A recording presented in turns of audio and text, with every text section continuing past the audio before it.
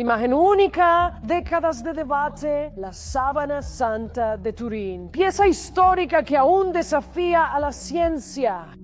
La Sábana Santa de Turín es un lienzo funerario que tiene la supuesta imagen de Jesús tras su crucifixión. Tras años de debate, el sudario vuelve a ser noticia en... Espera, antes de que sigas viendo, quiero que imagines esto. Un laboratorio en silencio total. 3 científicos mirando una pantalla que acaba de escupir un resultado que ninguno de ellos esperaba, y que ninguno de ellos sabe cómo explicar. No hay gritos, no hay celebración, solo silencio. Porque lo que tienen delante no encaja en ningún manual, en ningún protocolo, en ninguna teoría que hayan estudiado en 20 años de carrera. Eso pasó de verdad. Y pasó con un trozo de tela de más de 4 metros de largo que lleva 600 años guardado en una catedral del norte de Italia. Se llama el Sudario de Turín. Y si crees que ya sabes toda la historia, quédate, porque lo que vas a escuchar hoy no es la versión de siempre. Es lo que pasó cuando la genética moderna, la que usamos para resolver crímenes y rastrear migraciones humanas, se metió de lleno en uno de los objetos más discutidos de la historia. Y lo que encontró no cerró el debate. Lo abrió todavía más. Quédate hasta el final, porque hay un dato en medio de este video que, te lo prometo, te va a dejar pensando durante días. Y antes de arrancar, suscríbete a Francamente, porque aquí no dramatizamos con humo y espejos. Te traemos los hechos, la ciencia y las preguntas que todavía nadie ha logrado responder del todo. La tela que no debería existir. Vamos por partes. ¿Qué es exactamente el Sudario de Turín? Es una pieza de lino de aproximadamente 4,5 metros de largo por poco más de 1 metro de ancho. Hoy descansa dentro de una urna especial, con control de temperatura y humedad, en la Catedral de San Juan Bautista, en Turín, Italia. A simple vista, sobre la tela se distingue una silueta tenue, de tono marrón claro, con la figura frontal y dorsal de un hombre. Se pueden apreciar heridas en la cabeza, compatibles con múltiples pinchazos, como si algo punzante hubiera rodeado el cráneo. Hay marcas en las muñecas y en los pies. La espalda muestra decenas de líneas paralelas, como si un objeto flexible hubiera golpeado el cuerpo una y otra vez. Y en el costado, una herida más profunda y ancha que las demás. Lo primero que hay que entender es esto: no hay pigmento. No hay rastro de pincel, ni de tinte, ni de ningún material que un artista pudiera haber aplicado con las manos.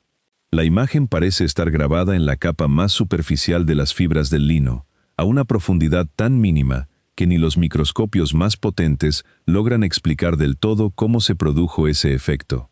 Esto no se comporta como una pintura, y durante más de 6 siglos, absolutamente nadie ha podido decir con certeza qué es. El primer registro histórico sólido de la tela aparece hacia el año 1350, en Francia, en manos de un caballero llamado Geoffroy de Charny.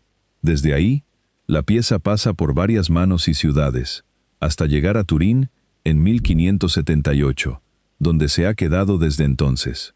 Millones de personas han hecho fila para verla en sus escasas exhibiciones públicas. Unos llegan como peregrinos, buscando una experiencia espiritual. Otros llegan como investigadores, tratando el sudario como un caso forense abierto, uno de los más antiguos y extraños jamás documentados. Y aquí va algo interesante. Ni siquiera la Iglesia Católica se ha atrevido a declarar oficialmente que la tela es auténtica. Un cardenal, en los años 80, lo describió como un símbolo histórico, no como una reliquia verificada. Pero tampoco la ha descartado. ¿Por qué? Porque la ciencia, hasta el momento, tampoco ha podido descartarla. La noche que un fotógrafo casi se desmaya. Para entender por qué este objeto sigue generando titulares en pleno siglo XXI, hay que retroceder hasta 1898. Un fotógrafo aficionado italiano, llamado Secondo Pia, obtuvo autorización especial para fotografiar el sudario durante una exposición pública. Recordemos que la fotografía de esa época no tenía nada que ver con la de hoy. Cámaras enormes, placas de vidrio, revelado químico manual en un cuarto oscuro. Pia instaló su equipo dentro de la catedral, usó potentes destellos de magnesio para iluminar la tela, y expuso con cuidado 2 grandes placas de vidrio. Esa misma noche, encerrado en su cuarto oscuro, sumergió la primera placa en la solución reveladora, y ahí, Bajo la luz roja tenue, sus manos empezaron a temblar. En una fotografía común, el negativo invierte los tonos, lo claro se vuelve oscuro, lo oscuro se vuelve claro, y el resultado suele verse artificial, extraño. Pero lo que Pia tenía frente a sus ojos era exactamente lo contrario. El rostro que emergía en aquel negativo no era plano ni distorsionado, era nítido, tridimensional, con un nivel de detalle que parecía una fotografía directa de un rostro humano real, no el negativo de una pintura sobre tela. Pia quedó tan impactado que, según sus propios relatos, casi deja caer la placa. Cuando contó lo que había visto, muchos pensaron que exageraba o que simplemente mentía. Pasaron años antes de que otros investigadores confirmaran, de manera independiente, algo asombroso. La imagen del sudario se comporta como un negativo fotográfico. Piénsalo un segundo.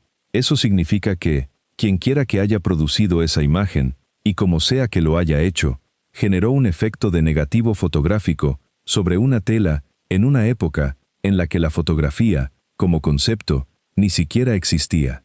Nadie ha logrado explicar completamente cómo. Desde ese momento, ciencia y sudario quedaron unidos para siempre. Una imagen que la física no termina de explicar. Durante el siglo siguiente, la tela fue sometida a rayos X, luz ultravioleta, infrarrojo, escaneo láser y espectroscopía. Cada prueba reveló algo nuevo, y cada respuesta trajo más preguntas. Lo que sí quedó claro es que la imagen no está pintada.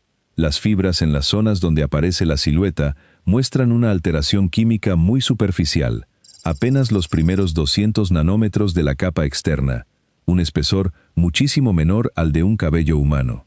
En 2018, un grupo de científicos europeos publicó un estudio que sugería que, en teoría, ese efecto podría reproducirse con un pulso muy intenso y muy breve de radiación ultravioleta, algo similar a un láser. El problema es la escala. La energía necesaria para lograr ese efecto de forma pareja sobre toda la figura excedería, por mucho, lo que cualquier artesano medieval podría haber generado, e incluso lo que la tecnología actual podría reproducir de manera uniforme sobre una tela de ese tamaño. Algunos investigadores sugieren que esa energía podría corresponder a un fenómeno que la física todavía no explica del todo.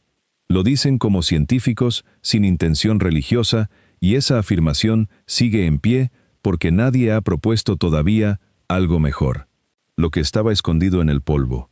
Ahora llegamos a la parte que más me interesa contarte, porque es la que realmente sorprendió a la comunidad científica. En 2015, un equipo de investigadores de la Universidad de Padua, en Italia, se propuso algo muy ambicioso: usar análisis genético para reconstruir el recorrido histórico de la tela. No buscaban probar ni desmentir su autenticidad.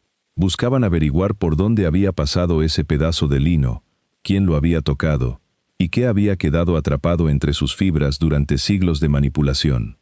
Para lograrlo, usaron equipos ultraespecializados capaces de recolectar partículas microscópicas de la superficie de la tela y de los espacios entre los hilos.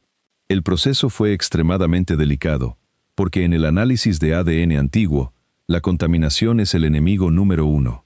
Cualquier partícula moderna, un aliento, un fragmento de piel de algún investigador actual, puede arruinar por completo la señal genética original. El equipo trabajó bajo protocolos muy estrictos, con dispositivos de succión de última generación equipados con filtros ultrafinos. También analizaron partículas recolectadas durante trabajos de restauración anteriores. Utilizaron secuenciación de nueva generación, una tecnología capaz de leer millones de fragmentos genéticos diminutos y reconstruir los patrones que representan. Después, compararon esos patrones con bases de datos genéticas globales, que representan poblaciones humanas de prácticamente todas las regiones del planeta. Y lo que encontraron no era lo que nadie esperaba. Si la tela hubiera sido fabricada por un falsificador medieval en Francia o en el norte de Italia hacia el año 1350, lo lógico sería que el material genético estuviera dominado por marcadores de Europa occidental, franceses, italianos, tal vez algo de variación europea más amplia por los peregrinos que la visitaron en los siglos posteriores. Y sí, había ADN europeo. Eso era esperable. pero el ADN europeo estaba lejos de ser todo el panorama. Los investigadores identificaron marcadores genéticos asociados a poblaciones del Medio Oriente, en particular vinculados a comunidades que han habitado durante siglos las zonas montañosas de Israel, Jordania, Líbano y Siria, con muy poca mezcla genética externa a lo largo del tiempo. Para los genetistas, la presencia de este tipo de marcadores tan estables y distintivos suele considerarse una señal fuerte de una región geográfica específica, precisamente porque ese aislamiento relativo mantiene el perfil genético casi sin alteraciones durante generaciones. Entonces, la tela apuntaba hacia el Levante, la región donde se encuentra Jerusalén. Pero la historia no terminaba ahí. También aparecieron rastros genéticos vinculados al norte y al este de África, con marcadores asociados a poblaciones de Egipto y Etiopía, regiones que albergaron algunas de las comunidades cristianas más antiguas del mundo. Había señales del sur de Asia, marcadores comunes en el subcontinente indio. Y lo más sorprendente de todo, rastros asociados a poblaciones del este asiático, incluyendo marcadores vinculados a linajes genéticos chinos. Detente un momento a pensar en esto. Una tela que, en teoría, podría haber sido una falsificación medieval europea, tenía sobre sí material genético de China, de India, del este de África, del Levante y de Europa, todo junto. La pregunta que cualquier científico honesto tendría que hacerse es simple. ¿Cómo pudo un falsificador que trabajaba en la Francia del siglo XIV entrar en contacto con material genético proveniente de India o de China? Es cierto que pudo haber tenido algún contacto limitado con poblaciones del Mediterráneo a través de rutas comerciales, pero encontrar rastros genéticos de regiones tan lejanas sobre una tela fabricada en la Francia medieval no es algo que la vida cotidiana de esa época pudiera explicar fácilmente. La ruta de la seda escrita en un pedazo de tela. Aquí es donde un relato histórico casi olvidado empieza a cobrar sentido científico. Fuentes bizantinas y sirias de la Alta Edad Media mencionan una tela conservada en la ciudad de Edesa, la actual Şanlıurfa, en la Turquía moderna, que durante el primer milenio fue uno de los grandes cruces comerciales de la ruta de la seda.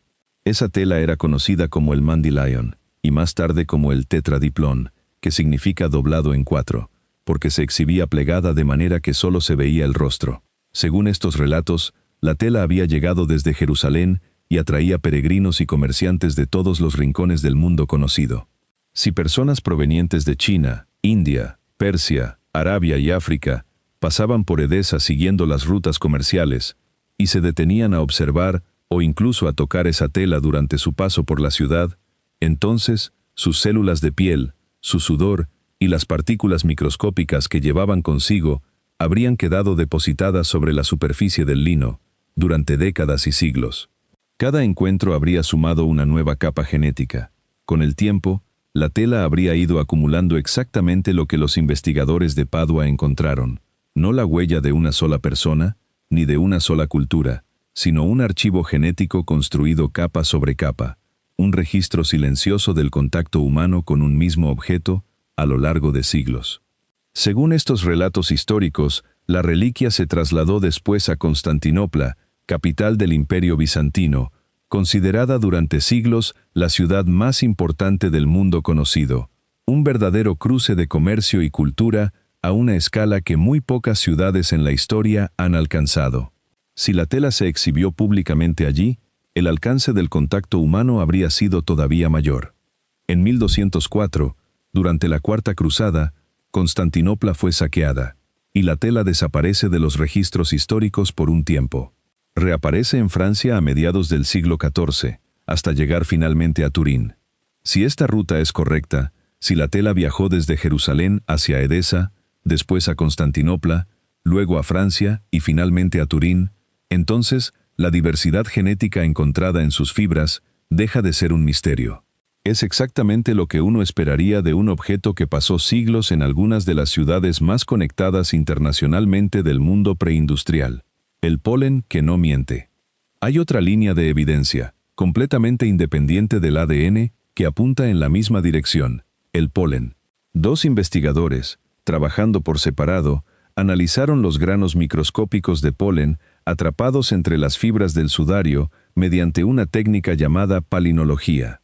Entre ambos, identificaron 58 especies distintas de plantas en las muestras recolectadas. Algunas correspondían a plantas europeas, coherente con la historia documentada de la tela en Europa desde el siglo XIV, pero la mayoría provenían de plantas propias del Medio Oriente, Turquía y Anatolia. Varias de esas especies crecen únicamente en una franja geográfica muy reducida, la zona entre Jerusalén y Jericó. Una planta llamó especialmente la atención, la Gundelia tourneforti, un arbusto espinoso del desierto, nativo de esa región exacta. Su polen apareció en casi la mitad de todas las muestras, concentrado sobre todo en la zona de la cabeza y los hombros de la figura. Tiene espinas largas y rígidas, capaces de doblarse en forma circular, y varios investigadores han señalado que encajarían con la idea de una corona de espinas como la descrita en los relatos de la crucifixión. Su polen se libera a comienzos de la primavera, justo en la época de la Pascua judía. También apareció la Zygophyllum dumosum, una planta que crece únicamente en el desierto de Judea y el Sinaí, otro indicio botánico apuntando a la misma región. Un falsificador en la Francia del siglo XIV no habría tenido forma de acceder a polen de plantas que solo crecen en el desierto de Judea. El polen no se aplica con un pincel, se deposita de forma natural, cuando una planta florece cerca o cuando algo que estuvo en contacto con ella toca una superficie. Encontrarlo sobre una tela europea medieval, apuntando a plantas que florecen solo en primavera cerca de Jerusalén, no es un detalle que una falsificación pueda explicar con facilidad. La sangre que cuenta su propia historia. Y llegamos a las manchas. Esas manchas oscuras y rojizas que aparecen en posiciones que coinciden exactamente con las heridas descritas en los relatos de la crucifixión. Durante años, algunos investigadores sostuvieron que esas manchas podían ser simplemente pintura o tinte, ocre, cinabrio u otros pigmentos rojos comunes entre los artistas medievales. En 2017, un estudio realizado con equipos analíticos modernos examinó las manchas a una escala muchísimo más pequeña de lo que antes había sido posible. El resultado confirmó la presencia de sangre humana real, no pigmento, sangre. El tipo sanguíneo identificado fue AB, un tipo relativamente poco común, que también se ha reportado en otras reliquias cristianas antiguas, aunque esa coincidencia se menciona sin sobreinterpretarla. Pero lo más revelador estuvo en la composición química de esas manchas. Dentro de la sangre, los investigadores encontraron niveles elevados de creatinina y nanopartículas de ferritina. Estas no son sustancias asociadas a una muerte tranquila o natural. La creatinina y la ferritina aparecen en concentraciones elevadas en la sangre de personas que han sufrido traumatismos físicos severos, desgarro muscular, pérdida intensa de sangre, deshidratación y un colapso físico generalizado. El término médico asociado a este patrón es rhabdomiólisis, una condición que se produce cuando el tejido muscular sufre un daño severo y libera al torrente sanguíneo productos de descomposición.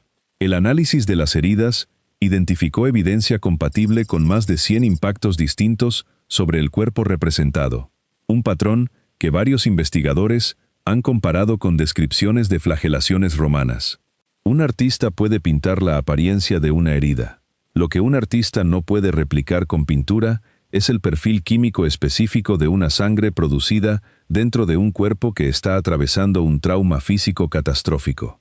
Ese tipo de firma química solo puede identificarse con microscopios y equipos de análisis que, evidentemente, no existían en el siglo XIV. El examen que parecía haber cerrado el caso. Ahora hablemos del elefante en la habitación. La datación por radiocarbono de 1988. La prueba que muchos creyeron que había cerrado el debate para siempre.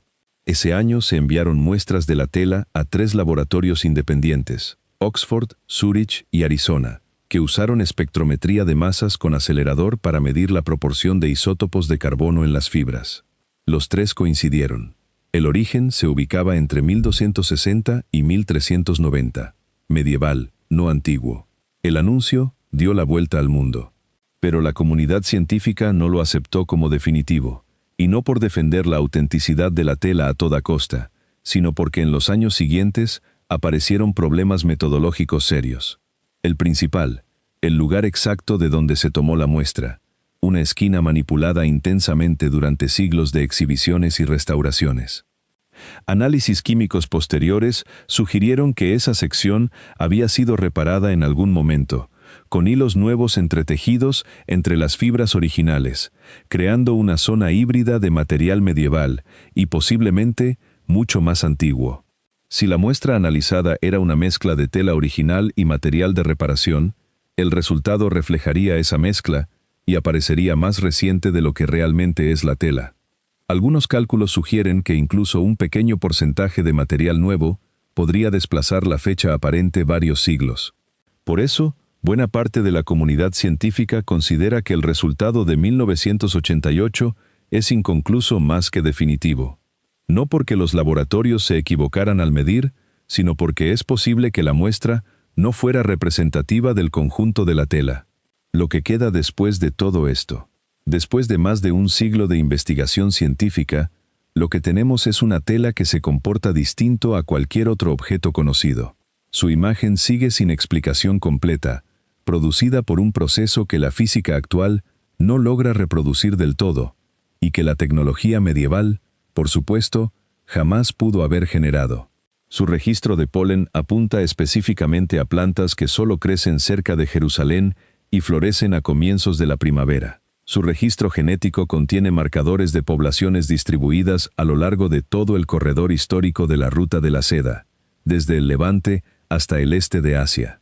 Sus manchas de sangre presentan la firma química de un trauma físico catastrófico, no de un pigmento aplicado, y su datación por radiocarbono ha sido cuestionada por razones metodológicas que muchos consideran válidas. Nada de esto demuestra que la tela sea lo que los creyentes afirman que es. No está pensado para eso. La ciencia no está diseñada para demostrar milagros.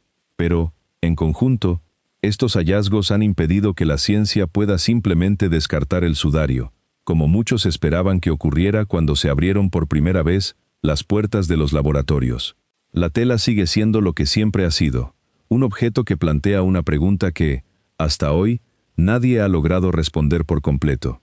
Y la investigación genética realizada en 2015 no cerró esa pregunta, la hizo todavía más profunda, la extendió hacia atrás, a lo largo de 2000 años de contacto humano, de historia y, para muchos, de fe.